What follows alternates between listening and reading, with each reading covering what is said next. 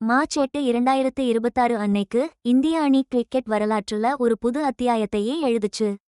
சாதனை அளவா 3வது தடவையா ஐசிசி மென்ஸ் T20 உலக கோப்பையை தட்டிட்டு போயிருக்கு. அகமதாபாத்ல இருக்கிற நரேந்திர மோடி ஸ்டேடியத்துல நடந்த ஃபைனல் மேட்ச்ல அட்டகாசமா விளையாடி நியூசிலாந்த 96 ரன்கள் வித்தியாசத்துல அசால்ட்டா தோற்கடிச்சுச்சு. இந்த வெற்றியோட இந்திய அணி 3வது தடவையா கோப்பையை வாங்கினது மட்டுமில்லாம T20 உலக கோப்பையை தொடர்ந்து ஜெயிச்ச முதல் அணியாவும் அத துணை நாடா நடத்தும் போதே ஜெயிச்ச முதல் அணியாவும் சாதனை படைச்சிருக்கு. இந்தியாவும் இலங்கையும் சேர்ந்து நடத்துன இந்த டோர்னமெண்ட் பிப்ரவரி 7ல இருந்து மார்ச் 8 2026 வரைக்கும் ரசிகர்களை ரொம்பவே கவர்ந்து இழுத்துச்சு. நியூசிலாந்துக்கு எதிரான ஃபைனல்ல இந்தியா பேட்டிங்ல அதகலப்படுத்திருச்சுன்னு சொல்லலாம்.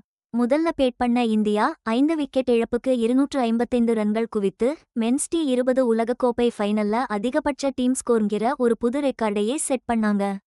இந்த ஸ்கோருக்கு சஞ்சு சாம்சன், அபிஷேக் சர்மா, இஷான் கிஷன் இவங்க 3 பேருமே அரை சதம் அடிச்சு ரொம்ப முக்கியமான பங்களிப்பு கொடுத்தாங்க.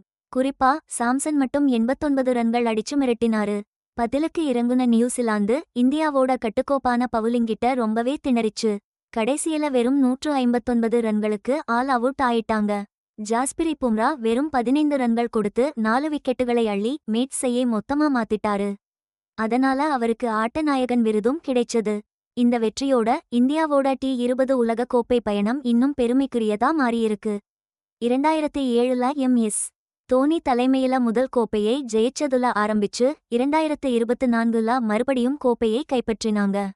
இந்த 2026 வெற்றியோட T20 உலக கோப்பையை 3 தடவை ஜெயிச்ச ஒரே அணிங்கிற பெருமையை இந்தியா பெற்றிருக்கு. இந்த வரலாற்று வெற்றிக்கு டீமை வழிநடத்தினவர் யாருன்னா தலைமை பயிற்சியாளர் கௌதம் கம்பீர் தான். ராகுல் டிராவிட் பதவிக்காலம் முடிஞ்சதுக்கு அப்புறம் 2024 ஜூலை மாசம் இவர் பொறுப்பேத்துக்கிட்டார். தலைமை பயிற்சியாளரா கம்பீருக்கு இது 2வது ஐசிசி கோப்பை. 2025ல நடந்த சாம்பியன்ஸ் டிராபியையும் இவர்தான் தலைமையேற்று வாங்கி கொடுத்தார். இது டீமோட ஆக்ரோஷமான ஒயிட் பால் கிரிக்கெட் ஸ்டைல்ல இவரோட தாக்கத்தை இன்னும் உறுதிப்படுத்தியிருக்கு. பிளா கேப்ஸ் அணிக்கு இன்னும் T20 உலக கோப்பை கைகூடலைன்னாலும் ஐசிசி தொடர்கள்ல நியூசிலாந்து எவ்வளவு நிலைத்தன்மையா விளையாடுவாங்கன்னு அவங்களோட இறுதிப் போட்டி பயணம் காட்டுச்சு. இதுக்கு முன்னாடி 2021 T20 உலக கோப்பை இறுதிப் போட்டிக்கும் வந்திருந்தாங்க. அப்பவும் கோப்பையை தவறவிட்டு 2ஆம் இடம்தான் கிடைச்சுது. இந்த 2026 உலக கோப்பை தொடர் முழுக்கவே நியூசிலாந்து அணி நல்லா போராடினாங்க. அதுலயும் சவுத் ஆப்பிரிக்காவுக்கு எதிரா நடந்த செமி ஃபைனல் போட்டியில ஃபின் ஆலன் ஆடவர் T20 உலக கோப்பை வரலாற்றிலேயே அதிவேக சதம் அடிச்சு உலக சாதனை படைச்சார். இறுதிப் போட்டியில நியூசிலாந்தோட டிம் சைஃபர்ட்டும் ஒரு அரை சதம் அடிச்சு கலக்கினார். ஆனா இந்தியாவோட ஆதிக்கமான அதிரடியான ஆட்டத்தை சமாளிக்க அது போதுமானதா இல்லைங்க.